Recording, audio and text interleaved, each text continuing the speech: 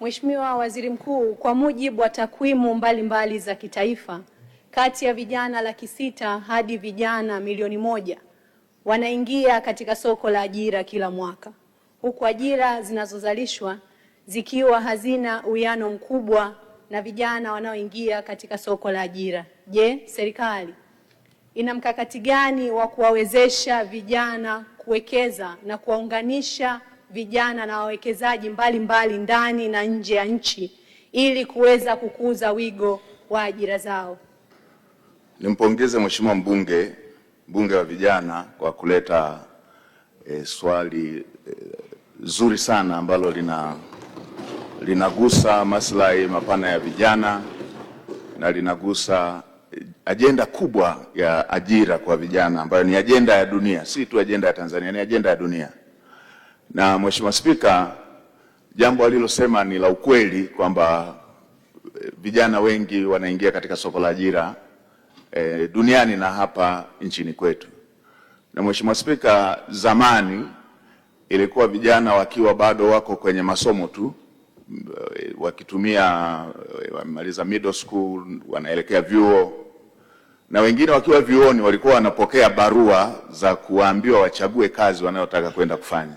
Anakuwa na barua 1, 2, 3 achague kazi. Lakini Mheshimiwa Spika, kwa sasa si jambo la ajabu kukuta mstaafu yuko na graduates 2, 3 wakiwa tegemezi kwake.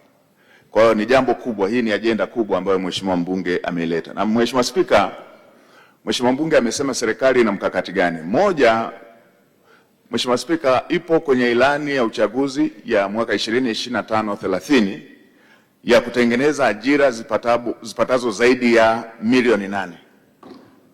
Mheshimiwa Spika, hili si andiko tu la ilani, ni andiko ambalo limewekwa kwenye mikakati ya utekelezaji, ikiwemo mipango ya mwaka mmoja na ile mipango ya miaka 5 ambayo ipo kwenye dira ya taifa 2050.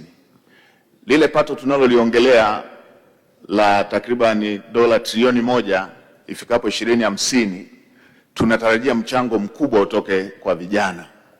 Na vijana hawa tunaandaa mazingira bora ambayo yatawawezesha kupata ajira ndani ya sekta ya umma, lakini pia kwa wingi katika sekta binafsi. Mheshimiwa Spika, ni vitu gani tunavyovifanya?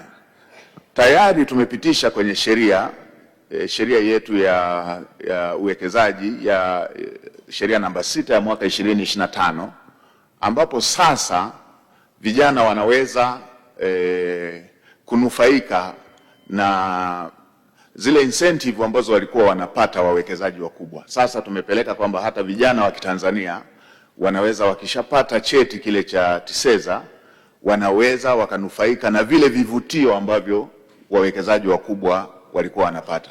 Ni nini tunaongelea hapo? Wataweza kupata ardhi, wataweza kupata mapunguzo kwenye masuala ya kodi, ushuru pamoja na tozo mbalimbali. Lakini pia kwenye yale madirisha ambayo wawekezaji wakubwa walikuwa wanapata, sasa tumefungua kwamba vijana na wenyewe wanaweza wakapata fursa hizo.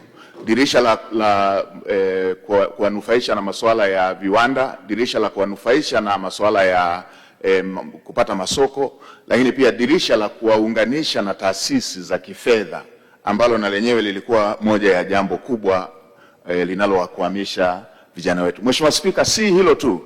Mheshimiwa Rais ameunda wizara mpya ambayo inashughulika na masuala ya vijana. Tena iko ofisi ya Rais. Mheshimiwa Spika, wizara hii Mheshimiwa Rais hajaiunda tu ili ipate waziri. Mheshimiwa Rais kuna maelekezo ambayo ameyatoa ya kufanyia kazi, ambayo tayari tumeshaanza kufanya kazi kwa kushirikiana na wizara hiyo ya vijana, ambapo tunataka vijana hawa wanufaike na fursa zinazojitokeza.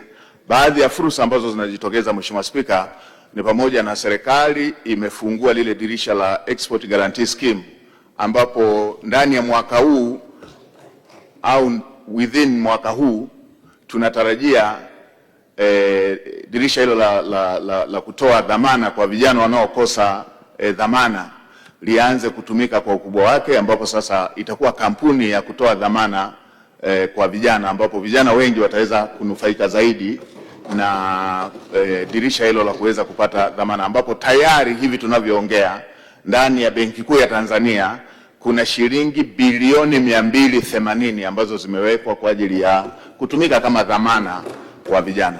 Na Mheshimiwa Spika, jambo hili ambalo Mheshimiwa mbunge ameliongea, mimi ni moja ya watu ambao nimeliishi. Nilipomaliza chuo kikuu nilifanya kazi za kubeba zege na kufiatua tofali, na mke wangu akifanya kazi ya mamalishe. Kwa hiyo najua adha ya kijana kukosa ajira. Na Mheshimiwa Spika, tumeshaanza hata kuongea kwamba vijana wanapata mikopo wakiwa kwenye masomo, wakimaliza wakapata vyeti vyao vile wanahangaika kupata mikopo kwa sababu hawana dhamana.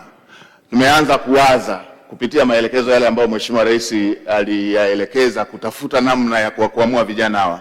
Mheshimiwa Spika, tumeanza kuwaza kwamba kijana aweze kutumia cheti chake kile alichohitimu kuweza kukopa. Kama akamaliza famasia na imejulikana amemaliza famasia, aweze kutumia cheti chake kile kukopa, aanzishe famasi. Kama amemaliza uhandisi na ana cheti chake cha uhandisi, anahitaji vifaa vya umeme, aweze kutumia cheti chake kama dhamana, aweze kupata mikopo hiyo. Kwa hiyo jambo hili tutalileta hapa bungeni, Mheshimiwa Spika, tutakapokuwa tumemaliza hiyo sheria ambayo tunataka itengeneze kampuni ya kutoa dhamana, lakini pia ya kuweka dhamana mali ambazo zinaweza zikahamishika.